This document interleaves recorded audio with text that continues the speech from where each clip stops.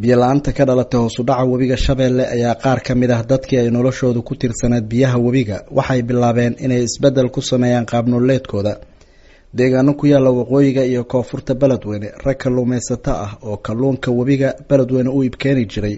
ayaa markii uu webigu guray waxay raadiyeen shaqooyin kale si ay noloshoodu ugu maareeyaan dakhliga ka soo gala. Kuridda geedaha si dhuxul looga shido oo ina dhibaato ku ah deegaanka ayaa waxay noqotay fursad ay noloshoodu ku dabaraan dadka tuulada Lebow oo ilaa 8 kiiloomitir Beledweyne dhinaca waqooyi ka xigta.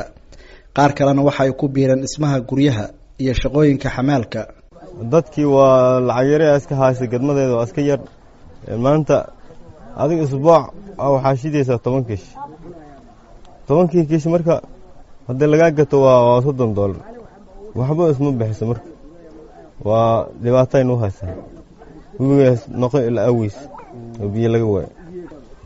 dhaxasha iib joogto looma helo waxaan laga isticmaalaa Beledweyne la geeyna anagu meel kale hadda oo dalab kale ma haysan Beledweyne geeyna dadkaas oo balaska degana dabkooda ku shito ganacsiga hore naga maqaata dadkaas anaga gato dhaxasha waxaan ugu kalafay hubigii oo biyo laga waay ama beerihii waxaan ku beeran lahayn oo biyo la aawad loo beer waa biyo dhanaan ay noqdeen haddana malaayeen meesha laga waay oo hubigiiba oo malaay laga arkaynin oo eber oo noqday marka taas aan ugu kalafay geedaha waxaa ka helnaa geed gaalaadkan oo tuulada ka baxsan oo geed udaxska aan iska guranaa oo tuulada kama gurna barnaamijka beeralayda oo geedaha ku yaala iska gurnaa oo qardayna beernin leeyahan qardayna. dadkii xirfadda kalluumaysiga ku noolaa ayaa waxay u arkaan in noloshoodu ay meel cidla ah ku soo dhacday bacdamaa meesha uu ka baxay kalluunkii ay webiga ka soo jalaaban jireen. magacay waxa la yiraahdaa Xuseen Mahad Cismaan Qaxow waxa waa webiga waxyaabo weyn oo webigu qabli webigu waa kansal bacaadka banooni lagu ciyaar karaa banooni webi dhaxdiis wax oo nijido leeyahay male waxa meesha ciyaalka aan ku biilinay malaayaas webiga aan ku biilinay malaay webiga aan ku biilinay lacag ahaan waxa iga soo galeysay 100,000 oo Soomaali 100,000 ciyaalka aan soo waxaysanay soo biyeysanay fiili iyo waxaan tuurinay shabaq ayaan tuurinay waa faantaanayna hadda la soo gediyo waxaan kuma arkaan isticmaalno male webiga kala tatay webiga kala tatay tuulo Lebow hadanahay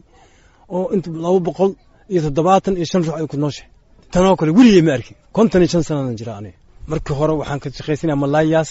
ka bacdi magaaladan aan wixii malaay mugu wax ka waay magaalada aan dushayn ku soo xamaasha dhagax iyo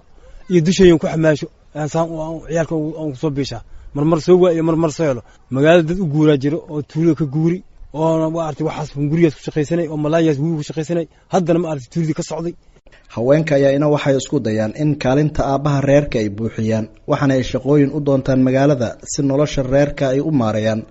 inta laga gaarayo isbeddel midan dhaanta. magacayga aniga oo Luul Cabdi Sheekh Xasan Ehliye marka aan haweennahay markii saano kaleenta ay abaaraha ay u bataan marka nin meelas wax ka keena malaha meelas wax ka qabto malaha meelas wax u doono malaha beeraha markay saan u baan ay abaaraha bataan kullay waxaan aadnaa meeshii oo kullay aan wax ka helno dhar soo dhaqnaya guri soo malaasnaya maxay eeto meeshii oo macnaha habaqaaga duurmaysa oo la aad habeenkas ilmahaada aad dib ugu shiidanaysid wax oo maxay eeto dhuxul iska shito geed jinigan goobeeyo oo shito oo markaasay intii bariyo la shiday ninkii markaas wax kugu dhaameed aadaysa leedahay cawada ilmaha iyo bariisi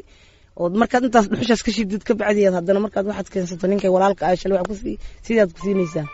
markii hore maxaa qaadi jirtay? maxaan qaadi jirnay marka macnaha saan ay aaran u tahay waxaa la qaadanaa coos waxaa la qaadanaa bal waxaa la qaadanaa yaanyo waxaa la qaadanaa liimo wax walba la qaadanaa. maxaa lagu soo bedelanaa? waxaa lagu soo bedelanaa badar wax la cuno badar ama baasto ama wixii oo macnaha qotilyoonkii oo macnaha lagu cunaayo meesha qoyskaas cuno ku noolaa karo. dad badan ayaa waxay u arkaan dhibaatada biyo la'aanta ee webiga Shabeelle inay ugu wacan tahay biyo xireenno laga sameeyay dhulka dowlad deegaanka Soomaalida Ethiopia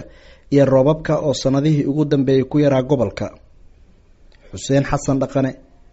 VOA